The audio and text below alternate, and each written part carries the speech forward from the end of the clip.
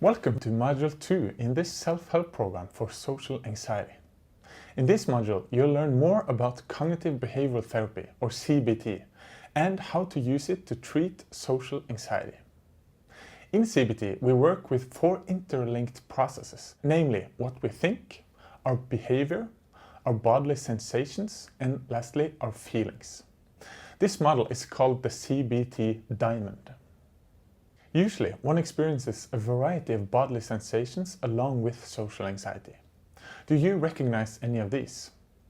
Blushing, dizziness, a fast heartbeat, difficulty breathing, difficulty swallowing, trembling, sweating, nausea, a cracked voice, a need to cry, difficulty concentrating, numbness or tingling in your body, blurred vision, a feeling of derealization, warmth sensations in your body and face, dry mouth, chest pains, or a feeling of tightness in the chest muscles, weakness in the body. If you're bothered by social anxiety, you've most likely recognized some or many of these. When researchers look closely at social anxiety disorder and the people who suffer from it, they've noticed that they often overestimate how visible these bodily symptoms are to others. For example, by feeling drenched with sweat on the forehead while others hardly notice a drop. We must also point out that many of these bodily sensations can be experienced without social anxiety. There are, for instance, those who blush often, but are not at all concerned by it or embarrassed. And there are those who blush relatively mildly, but experience tremendous anxiety when this happens. This tells us that it's not the bodily sensations themselves that are bad, but our interpretation and understanding of these in a social context. Stated differently, we could say that it's the thought that counts. Every person on earth tries to understand the world they live in as best they can. Every day we make assessments that form our understanding of the world. Sometimes our thoughts get everything just right, and other times we are victims of our own biases and distortions. Let's say that you're attending a party and talking to another guest who seems very uninterested in the conversation. In this situation, we need to interpret what's happening, because there can be a variety of reasons why this person might seem uninterested in the conversation. For example, the other person may be hungry, the other person may be tired, the other person may be cold, the other person may be of the kind that seems to be bored even when they're really interested. The other person could be very shy and could be experiencing social anxiety.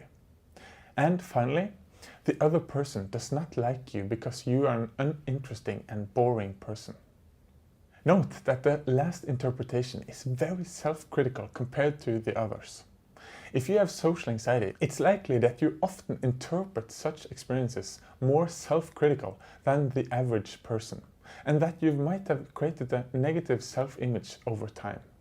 If you're in a challenging social situation with a lot of anxiety, then your thoughts might be characterized by what we call catastrophic thinking. For example, that you will get so nervous that you won't be able to talk, that everyone else will laugh at you and think you're strange, that you will lose control completely, that you will faint, that others will completely lose respect for you because they see you're afraid. A key feature in this treatment is to gradually challenge your imagined catastrophes by reality checking these thoughts in the real world. And that brings us to our behavior. The most common behavior in the face of social anxiety is to either avoid anxiety-provoking situations completely, or to use anxiety-reducing tricks called safety behaviors to get through it. These safety behaviors can work well in the short term because they reduce the immediate discomfort. But unfortunately, they have a very destructive effect in the long run because they prevent you from getting used to social situations, and they prevent you from reality checking and disconfirming your catastrophe thoughts. Here are some typical safety behaviors. Decline an invitation to a party, never answer a question in class, always arrive late and leave early for meetings to avoid small talk, find an excuse not to have dinner with a friend, help out with the dishes to avoid chatting with the guests, drink a few extra glasses of wine before a party, always bring a boyfriend or friend at gatherings where other guests come by themselves, avoid eye contact, talk very quietly, and eating before a party so that others can't see you trembling while you're eating. Finally, it's important to mention that social anxiety also affects our emotional life to a great extent. Many say that they can feel disappointed with themselves and depressed. Many are lonely and wish that they could be more social, or that they could be more relaxed and themselves in social situations. Others say that their social anxiety brings a lot of shame and isolation. Now we've seen some examples of how our emotions, bodily sensations, thoughts and behaviors respond to social anxiety. Finally, it's important to mention that these four aspects affect each other and are mutually connected. For example, a thought that you are dumb can lead to a sense of shame, a bodily feeling of blushing, and you avoiding social relationships.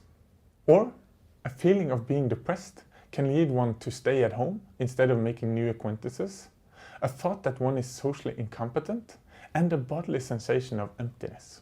Or an experience of trembling in your hands in a social setting can lead to the idea that everyone thinks you're pathetic, a feeling of panic, and the behavior where one tries to avoid showing hands in the future. Or the decision to drink a lot of alcohol before a social gathering could reinforce a thought that you're socially incompetent, a feeling of sadness, and make you blush more intensely than usual. The important point is that your thoughts, feelings, bodily sensations, and behavior are all interconnected. That means that you can make changes in one place which can have positive effects across the entire diamond, and that's good news. If you've had social anxiety for a long time, then you might find yourself in a destructive process between these four components. And the aim of CBT is to break this process with targeted interventions. We have included your first homework assignment in this module, namely to fill in your own cognitive diamond. This task requires you to think through and write down how your social anxiety affects your bodily sensations, your thoughts, your behavior, and your emotion, aka the cognitive diamond. This is an important exercise as you will use this information later in the program. You will find the link to the next module and the homework sheet in the video description. See you later.